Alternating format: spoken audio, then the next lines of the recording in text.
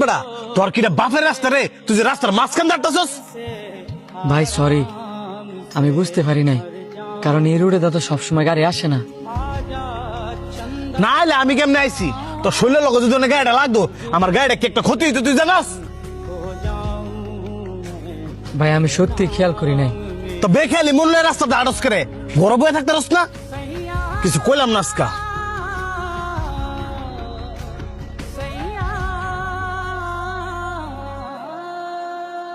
বন্ধু, ওই লোকটা লগে না তোর খারাপ ব্যবহার করাটা উচিত হয় নাই।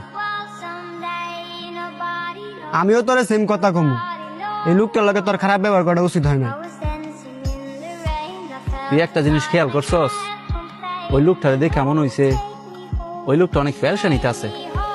আর মানুষ যদি পেরেশানিতে থাকে একটু বেখেয়াল লিব, এটাই তো স্বাভাবিক। তোর একটু রাগ বেশি, এটা আমিও মানি, তাই বললে তো সব জায়গার মধ্যে রাগ কাটাবি, এটা কিন্তু মানা যায় না।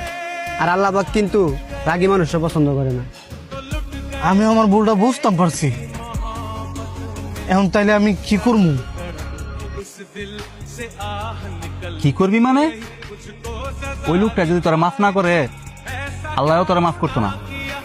এখন তোর উচিত ওই লোকটার কাছে কি মাফ চাওয়া।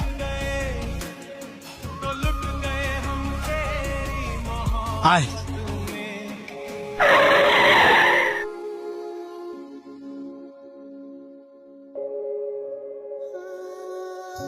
ভাই আপনারা আবার আইলেন যে, আমি কি আবার কোনো ভুল করছি?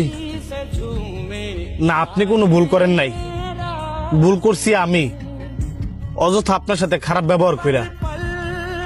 আপনার দোষ না থাকা সত্ত্বেও আপনার গায়ে হাত তুললা। এইভাবে বললেন না, আপনার জায়গায় থেকে আপনি ঠিকই করছেন।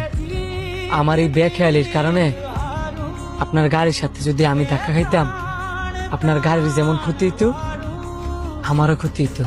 আমার বন্ধুটা একটু রাগী, যে কারণে রাগ কন্ট্রোল করতে না পাইরা আপনার লগে খারাপ ব্যবহার করে লাইছে। আপনি কিছু মনে করেন না, আপনি মাফ করে দেন। না না, আমি কিছু মনে করি নাই।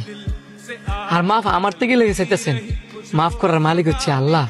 আপনি অনেক ভালো মানুষ। এই এলাকায় কি নতুন? যে এলাকায় নতুন, ওই ব্যাংক কলোনিতে আমরা বাসা নিছি। কি বলেন? আপনি আমাদের ব্যাংক কলোনিতে থাকেন? আমাদের সবার বাসা তো ব্যাংক কলোনিতে। আর আপনি যেহেতু আমাদের এই যে